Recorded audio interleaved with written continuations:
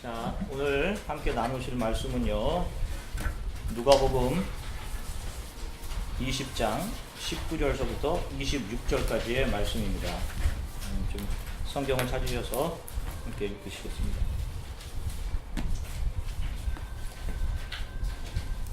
누가복음 20장 19절서부터 26절까지 말씀입니다. 찾으셨으면 함께 큰 목소리로 하나님 말씀을 읽으시겠습니다. 서기관들과 대제사장들이 예수의 이 비유는 자기들을 가리켜 말씀하신 줄 알고 즉시 잡고자 하되 백성을 두려워하더라. 이에 그들이 엿보다가 예수를 총독의 다스림과 권세하에 넘기려 하여 정탐들을 보내어 그들로 스스로 의인인 채 하며 예수의 말을 책잡게 하니 그들이 물어 가로되 선생님이여 우리가 아노니 당신은 바로 말씀하시고 가르치시며 사람을 외모로 취하지 아니하시고 오직 진리로서 하나님의 도를 가르치시니이다. 우리가 가이사에게 세를 바치는 것이 옳으니이까 옳지 않으니이까 하니 예수께서 그 관계를 아시고 이르시되 데나리온 하나를 내게 보이라. 누구의 형상과 글이 여기 있느냐? 대답하되 가이사의 것이니이다. 이르시되 그런즉 가이사의 것은 가이사에게 하나님의 것은 하나님께 바치라 하시니 그들이 백성 앞에서 그들의 말을 능히 책잡지 못하고 그의 대답을 놀랍게 여겨 침묵하니라. 아멘. 잠시 기도하겠습니다. 사랑해 주님 감사합니다. 이제 저희들이 하나님의 말씀을 대합니다. 성령께서 함께 하셔서 가장 부족한 종을 통해서 선포되는 말씀이 온전히 복음으로 선포되어지게 도와주시고 우리 마음속에 있었던 세상에 대한 신뢰와 의존들이 깨지고 하나님의 말씀 아래 우리의 믿음이 오롯이 드러나게 되는 귀한 말씀 선포 시간 되게 도와주시기를 간절히 소망합니다. 감사드리며 예수 그리스도 이름으로 기도드립니다. 아멘. 할렐루야. 한 주간 동안 잘 지내셨습니까? 자, 우리가 지난 시간에 예수님을 죽일 못된 의도를 가지고 예수께 나와서 가이사에게 세금을 바쳐야 하는지를 질문하는 바리새인들과 그 질문에 대답하시는 예수님의 말씀 안에 담겨진 의미들을 구약 창세기를 통해서 아벨과 가인을 통해서 그 의미들을 좀 살펴보았습니다. 예수님은 그런 질문을 하고 있는 바리새인들을 주인의 종을 거반 죽이고 또 그 아들까지 때려 죽여서 주인의 땅을 가로채고자 하는 농부로 비유하여서 말씀하셨고 그런 농부를 땅에 의존해서 살아가는 자라고 하는 의미를 가진 구약의 가인의 삶을 들어서 우리가 지난 시간에 하나씩 살펴보았습니다. 바로 가인적인 삶이 가이사를 섬기며 살아가는 사람들의 부류인 것이고 또 하나님께 속해서 자신의 삶을 예배자로 살아가고 자신의 모든 것을 다해서 심지어 자신의 목숨까지 들여서 다른 사람이 메시아이신 우리 대제사장이신 예수 그리스도 안으로 들어오게 하는 삶을 살아가는 삶이 아벨적인 삶이며 하나님께 속한 삶이다 하는 것까지 지난 시간에 살펴보았어요. 또 지난 시간에 가인에 의해 가인이 자기의 자식, 자기의 아들에게 물려주게 되는 인간의 문명의 시작인 자신의 아들의 이름을 붙여 세운 에녹성을 살펴보았고 그것과 대조해서 하나님의 사람인 예배자, 제사장으로 살았던 아벨을 통해 오게 되는 레위인들에 의해 세워져 가는 도피성에 대해서 그 의미를 살펴보았습니다. 자, 인간의 문명이라는 것은요, 겉으로 볼 때 굉장히 화려해 보입니다. 그러나 그것은 미움과 시기와 질투로 누군가를 죽여, 피 흘려 그런 피 위에 세워진 것에 불과한 것이에요. 인간의 문명이란 것이 마치 곤충들을 꿰는 유도 등불처럼 황홀과 그것이 만들어내는 아름다움으로 사람들을 취하게 해 결국은 죽음으로 이끌어가는 것이 인간의 문명이에요. 그런데 사람들은 그것을 자기의 자녀들에게까지 물려주려고 한단 말입니다. 이 시대를 살아가는 크리스천조차도 우리 자녀들에게 이 시대의 문명 안에서 어떻게 하면 잘 동화되어서 이 문명 안에서 잘 살아갈까 하는 것을 자기 자녀들에게 물려주기를 원한단 말이에요. 그런 방법들을 가르쳐 줍니다. 그래서 남들이 더 인정해 주려는 학교에 보내려고 애쓰죠. 자녀가 있으신 분들 한번 한번 생각을 해보세요. 죄송합니다만 자녀들에게 하나님의 말씀을 읽고 하나님의 말씀을 묵상하고 그 오늘 이 읽은 말씀을 너 마음에 새겨서 그 말씀대로 지키고 살아가라. 여러분 이렇게 가르치고 계시는 자녀 부모님들 계십니까? 자녀들에게 애녹송을 물려주려고 하지 이 땅의 제사장으로 누군가를 위해 목숨을 내어주어야 하는 그런 삶을 살아야 한다라고 가르치는 크리스천 부모님들을 만나기가 너무도 힘듭니다. 다 이 땅에서 살아가는 문제와 그 문제를 만들어내는 세상의 일부가 되어서 살아간단 말이에요, 여러분. 지난 시간에도 이야기했던 것처럼 땅을 섬기는 자, 땅을 의존해서 살아가는 자들, 바로 가인의 삶을 예수님께서는 주인의 아들을 죽이는 농부들, 바리새인들, 그리고 그들이 바로 하나님께 속한 자들이 아닌 가이사에게 속해 이 땅을 살아가는 자들이다. 이렇게 예수님께서 규정하고 계신 거예요. 오늘 동일한 본문을 읽었지만요. 자, 보십시오. 땅을 섬기며 그 땅을 의존해서 잘 살아가는 방법을 가르쳐준 가인의 자녀, 가인의 아들 에녹, 그의 이름을 지어서 에녹송을 물려주죠. 그 자녀들이 그 이후 역사 가운데 어떻게 살아갔는지를 우리가 오늘 살펴보려고 해요. 창세기 4장이 그것을 보여주는데, 창세기 4장 19절 이후는 아버지 가인으로부터 문명을 물려받은 에녹의 4대 후손 라멕이라는 자에 대해서 이야기합니다. 우리가 한번 읽어볼게요. 창세기 4장 19절서부터 24절입니다. 오늘 나눠드린 그 성경 구절에 있습니다. 창세기 4장 19절서부터 24절까지 찾으셨으면 함께 읽으시겠습니다.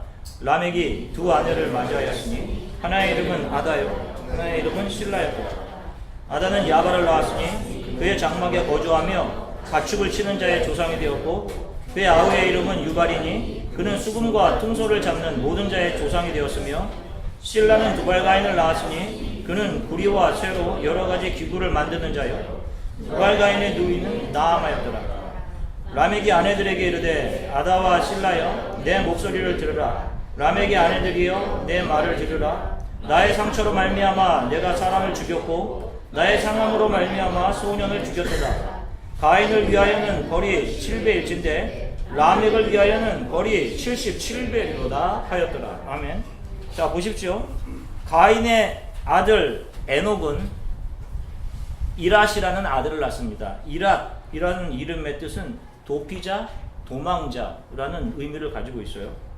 고대 사람들에게 있어서 이름이라는 것은 예언자적인 의미를 가지고 있습니다. 그래서 족장들은, 아버지들은 자신의 자녀들의 이름을 지을 때 그 아이의 삶을 예언자적인 눈으로 바라보고 기도하면서 자녀의 이름을 지었어요. 그래서 고대 성경에 등장하는 인물들의 이름을 통해 성경을 읽는 후대의 독자들은 많은 경우 그 이름에 담겨진 의미들을 통해서 그 사람이 살아간 그 시대를 짐작할 수 있고 또 그 사람의 성품이나 인생살이를 대충 짐작해 볼 수 있는 것입니다. 그런데 이 도피자, 도망자라는 이름을 가진 이랏이 아들을 낳았습니다. 그 아들의 이름은 무후야엘이었어요. 그 이름은 하나님으로부터 버림을 받았다라는 뜻입니다. 자, 그런 의미의 이름을 가진 무후야엘이 무드사엘이라는 아들을 낳습니다. 무드사엘이라는 이름은 히브리어로 마트, 성인 어른입니다. 마트와 쉐올, 성경으로 이야기하면 스월, 지옥이라는 단어의 합성으로 무드사엘이라는 말은 지옥의 사람이라는 뜻이에요. 정말로 무시무시한 의미들이 가인의 후손들의 이름 안에 흉측한 문신으로 새겨져 있는 듯해요. 그러니까 이것은 이들이 철저히 하나님으로부터 등 돌린 채 살아갔음을 보여주는 겁니다. 더 하나님으로부터 스스로 멀어져 자기 스스로가 하나님 되어 살아갔음을 단적으로 보여주는 거예요. 그들의 삶을 조금 더 구체적인 모습으로 보여주는 것이 오늘 우리가 읽은 창세기 4장 19절 이하에 나타나 있는 것입니다. 지옥의 사람 무드사엘이 낳은 아들은 강한 자라는 뜻의 이름을 가진 라멕이었습니다. 먼저 라멕은 하나님께서 아담에게 하와를 데려다 주시면서 세워주셨던 가정의 법칙인 일부 일처제를 거부하고는 두 아내를 취합니다. 강한 자가 무엇이든지 취할 수 있음을 그는 자신의 삶을 통해 이 세상에 공포했습니다. 그래서 라멕 이후 세상은 더 이상 하나님이 아닌 돈과 권력, 힘의 원리가 지배하는 그런 세상이 되어버렸어요. 인간들은 이 힘을 얻기 위해서 더 치열한 이 세상 속에서의 싸움을 하게 된 것입니다. 그의 아들 중 야발이라는 자는 장막에 거주하면서 정착해서 우리를 만들고, 짐승의 우리, 대량으로 가축을 길러 엄청난 부를 축적하게 된 목축을 하는 자의 조상이 되었어요.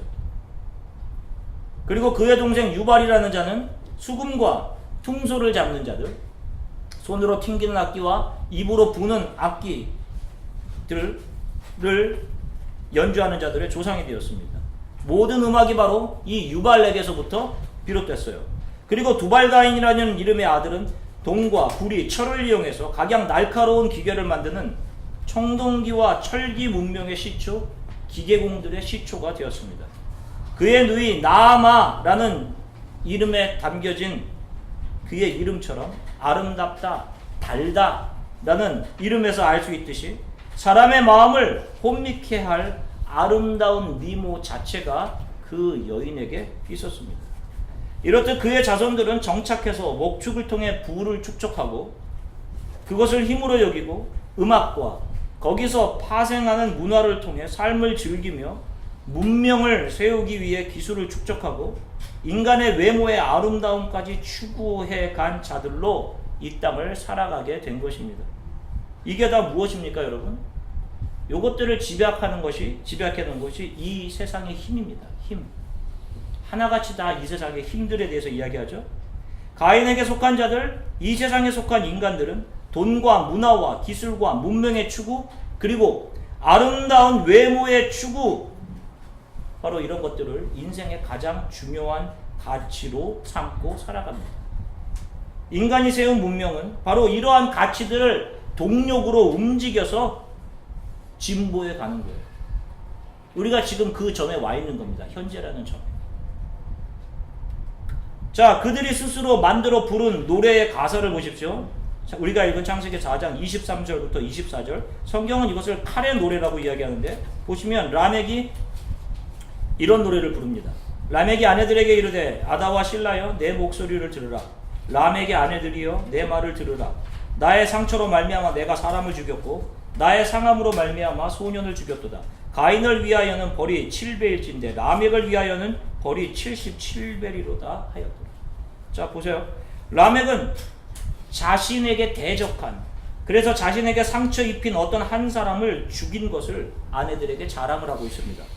힘과 힘이 부딪히는 그런 상황 속에서 자기가 상대방을 자신의 힘으로 제압함으로 승리해내어서 자신의 이름의 가치를 쟁취해내고야 말았다라는 의미예요. 그리고는 자신이 죽인 수많은 사람들을, 그것이 어린 소년이라 할지라도 그 죽인 사람들을 자랑하듯이 이야기합니다. 그리고는 가인을 해친 벌이 7배이면 자신을 해치는 벌은 77배이다 라고 노래해요. 다시 말하면 자신의 악함은 가인의 것보다 더 악하고 강하다라는 것을 자랑 삼아 이야기하고 있는 것입니다. 더 강한 자가 되기 위한 몸부림들, 세상의 스펙을 쌓아야 그래서 강한 자가 되려고 하는 추구들, 아름다움으로 자신을 치상해 가려는 그런 욕망들, 이 모든 것이 더 강한 자가 살아남는 지금 이 세상의 모습과 이 세상에서의 사람들이 추구해 가고 있는 그런 가치들과 조금도 다르지 않은 당시 가인의 후손들의 삶의 모습을 정확히 대표해서 우리들에게 성경은 보여주고 있는 것입니다. 자, 이와는 대조적인 삶을 살아간 자들이 있었어요. 이들은 자신이 이 땅에서의 삶이 제사장임을 알고 세상이 추구하는 힘과 권력의 추구로부터 멀어져서 하나님만을 섬기고 예배자로 자신의 삶을 살아간 사람들이 있었습니다. 그들이 바로 아벨들이었고, 아벨의 뒤를 이어서 이 세상에 나오게 된 하나님께 속한 자들이었어요. 오늘 창세기 4장 25절부터 26절을 보시면 이렇게 기록합니다. 아담이 다시 자기 아내와 동침하며 그가 아들을 낳아 그의 이름을 셋이라 하였으니 이는 하나님이 내게 가인이 죽인 아벨 대신에 다른 씨를 주셨다 함이며 셋도 아들을 낳고 그의 이름을 에노스라 하였으며 그때 사람들이 비로소 여호와의 이름을 불렀더라. 자, 한쪽에서는 목축을 통해 제사를 불리고 악기로 연주하고 춤추며 인생의 시간들을 즐기고 또 동과 철을 다루는 기술을 통해서 무기를 만들어 힘을 축적하고 자신의 성을 쌓고 온갖 아름다운 것으로 외모를 치장하며 인생을 살아가는 자들 가운데 조용히 여호와의 이름을 부르며 이 세상의 가치로 살지 않고 하나님을 섬기는 믿음으로 살고 있던 자들이 있더라는 것입니다. 그 하나님의 사람의 계열 중에는 오늘 우리가 조금 살펴볼 에녹이라고 하는 사람이 있었습니다. 자, 오늘 나눠드린 성경 구절 창세기 5장 21절부터 29절을 저희가 함께 읽겠습니다. 창세기 5장 21절부터 29절입니다. 함께 읽으시겠습니다. 에녹은 65세에 무드셀라를 낳았고 무드셀라를 낳은 후 300년을 하나님과 동행하며 자녀들을 낳았으며 그는 365세를 살았더라. 에녹이 하나님과 동행하더니 하나님이 그를 데려가심으로 세상에 있지 아니하더라. 무드셀라는 187세에 라멕을 낳았고 라멕을 낳은 후에 782년을 지냈으며 자녀를 낳았으며 그는 969세를 살고 죽었더라. 라멕은 182세에 아들을 낳고 이름을 노아라 하여 이르되 여호와께서 땅을 저주하심으로 수고롭게 하는 일하는 우리를 이 아들이 안위하리라 하였더라. 아멘. 자, 성경은 에녹을 하나님과 동행한 자로 이야기해주고 있고 그는 죽음을 보지 않고 하나님께로 올려짐을 받은 자였다라고 이야기합니다. 자, 히브리서 11장 5절에 보면 신약 성경은 에녹에 대해서 이렇게 얘기합니다. 히브리서 11장 5절에 보면 믿음으로 에녹은 죽음을 보지 않고 옮겨졌으니 하나님이 그를 옮기심으로 다시 보이지 아니하였느니라. 그는 옮겨지기 전에 하나님을 기쁘시게 하는 자라 하는 증거를 받았느니라. 자, 성경은 에녹을 믿음으로 산 자, 하나님을 기쁘시게 하는 삶을 산 자라고 언급하고 있습니다. 자, 그러면 한 가지 의문이 있어요. 한쪽 편에서는 그토록 세상을 즐기고 돈을 축적하고 인생을 즐기고 있던 사람들이 있었습니다. 그런 사람들의 반대편에 서서 믿음을 가지고 한평생을 예배자로 살 수 있었던 에녹이 붙들고 있었던 믿음의 근거는 도대체 무엇인가 하는 거예요. 우리가 그것을 조금 캐치해낸다면 지금도 동일한 이 시대에 우리의 반대편에서 세상적인 힘들을 추구하며 살아가고 있는 그 사람들 사이에서 우리가 붙들고 살아가야 하는 우리의 믿음의 근거는 무엇인지를 그것을 우리가 알 수 있지 않겠습니까? 이 근거를 우리는 신약성경 유다서를 통해서 찾아볼 수 있어요. 유다서는 한 장뿐이 없으니까 유다서 14절서부터 15절 두 절을 좀 같이 읽을게요. 계시록 전에가 유다서입니다. 유다서 14절 15절 자, 한 목소리로 같이 읽으시겠습니다. 아담의 칠대손 에녹이 사람들에 대해서도 예언하여 이르되 보라, 주께서 그 수만의 거룩한 자와 함께 임하셨나니 이는 무사람을 심판하사 모든 경건하지 않은 자가 경건하지 않게 행한 모든 경건하지 않은 일과 또 경건하지 않은 죄인들이 주를 거스려 한 모든 완악한 일로 말미암아 그들을 정죄하여 하심이라 하였느니라. 아멘. 자, 잘 보십시오. 아담의 7대손인 에녹 때에 이미 하나님은 메시아의 재림과 이 땅의 심판에 대한 이야기를 에녹에게 전해주셨어요. 에녹이 선지자적인 마인드로 이 하나님의 말씀을 받은 것입니다.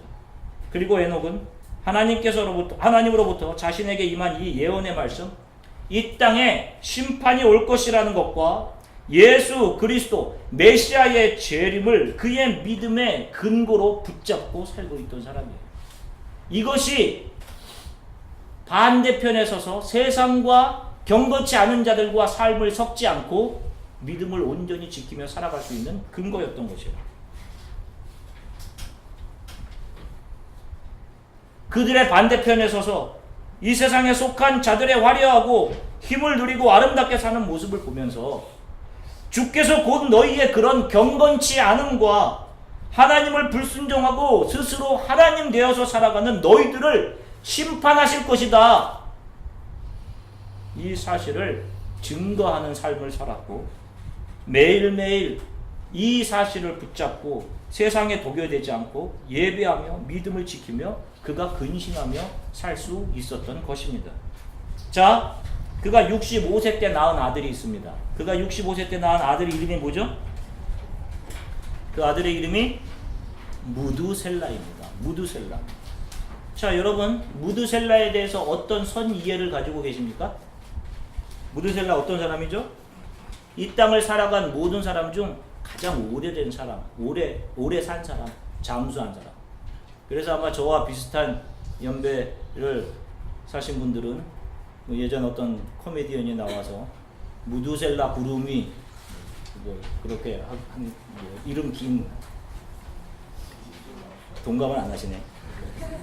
저와 아무튼 그런 코미디의 소재로 긴 이름을 사용했던 그 중에 그런 무두셀라라는 이름이 있었죠. 하여간 무두셀라라는 장수의 복을 받은 사람으로 우리가 이 사람을 이해한단 말입니다. 자, 그런데 자, 오늘 그의 이름에는요 아주 의미심장한 깊은 뜻이 들어있어요.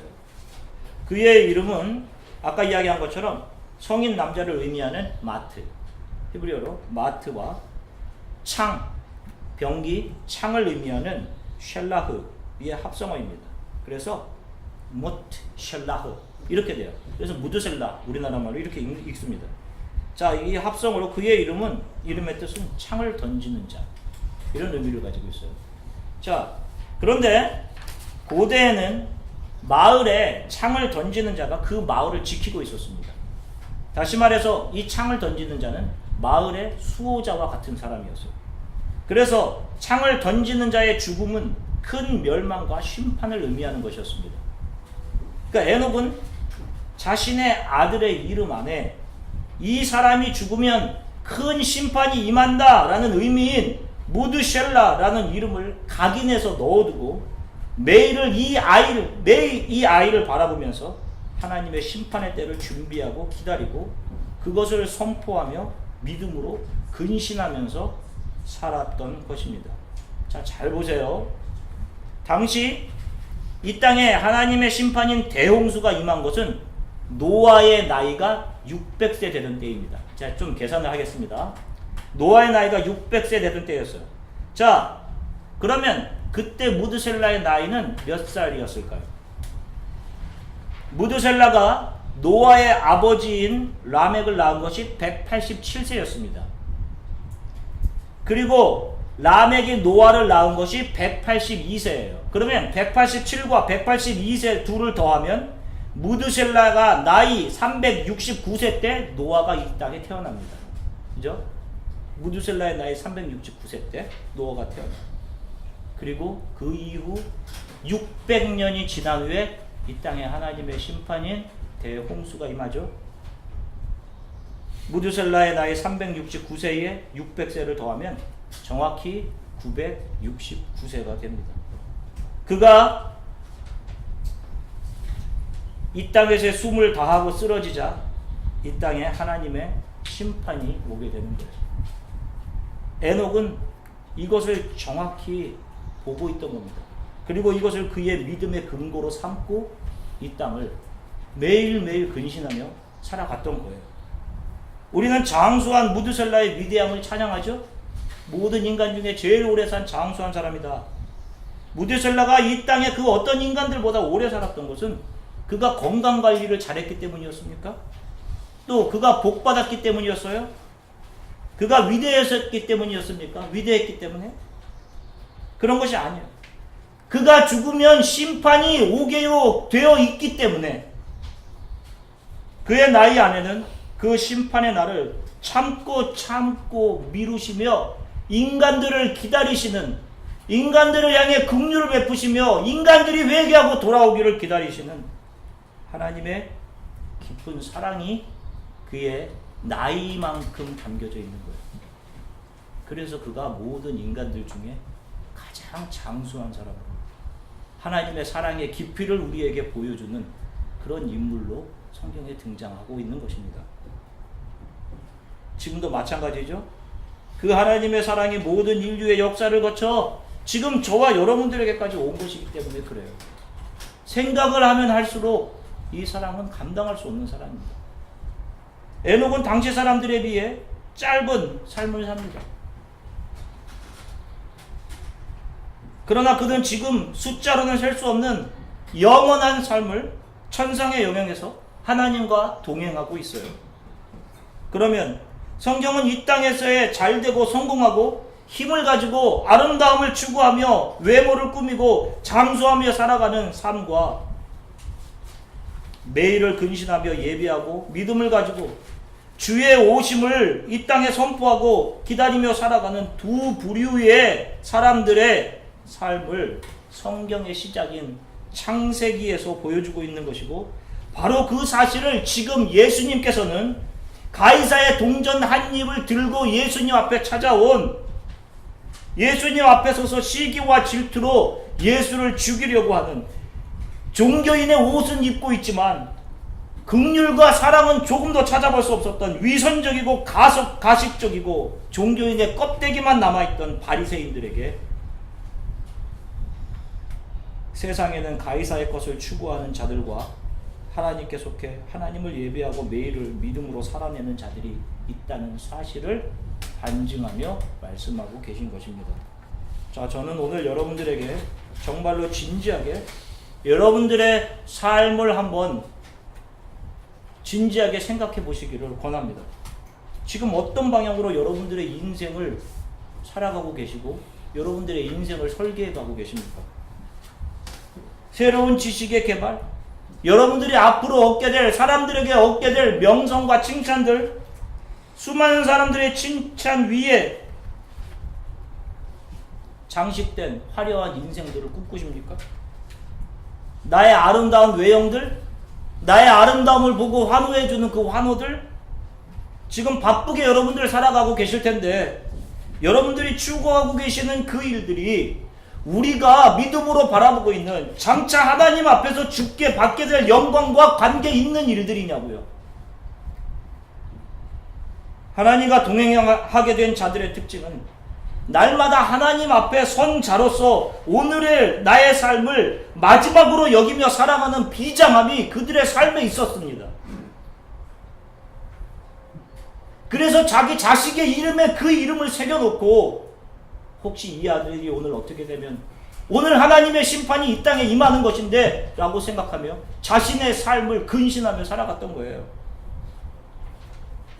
여러분, 날마다 나에게 주신 하나님의 말씀을 즐거워하고 그 말씀을 읽고 그 말씀이 나의 삶을 감격해하고 감사해하고 그 말씀이 보여주는 영원함을 사모하시며 살아가고 있습니까?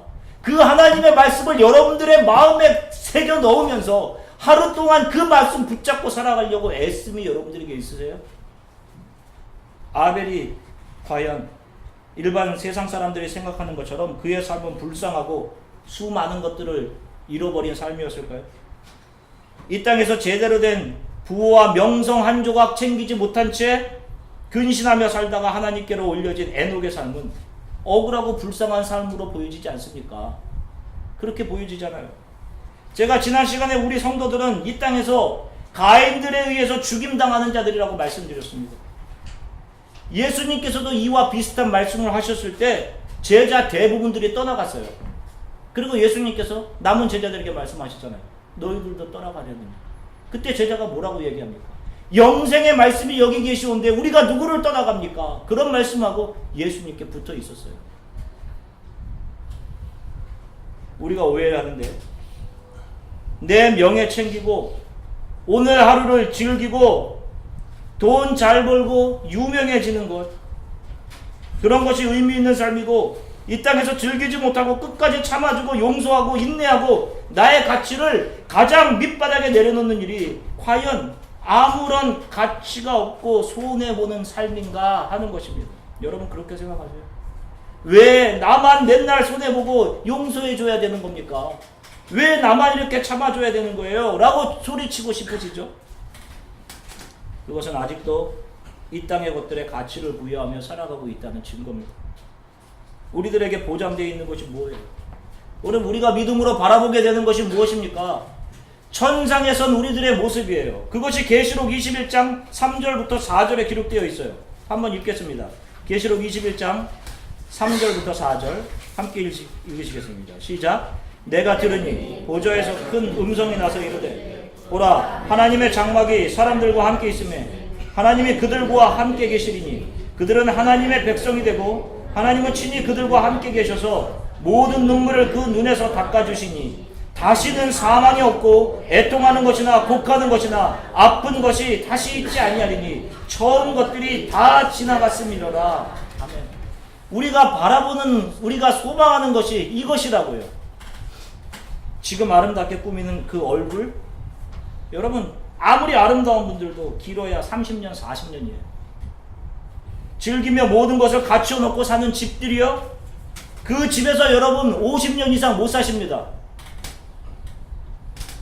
지금 가장 탁월함을 가졌다고 인정해주는 그 인정들이요, 여러분 그것 역시 50년 60년 넘어가지 못해요.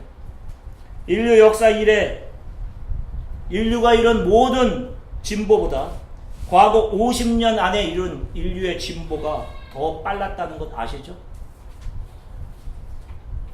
사람들이 그토록 모든 시간을 사용해 달려가 차지한 그 위치를 세상은 금방 다른 이들에게 넘겨줍니다.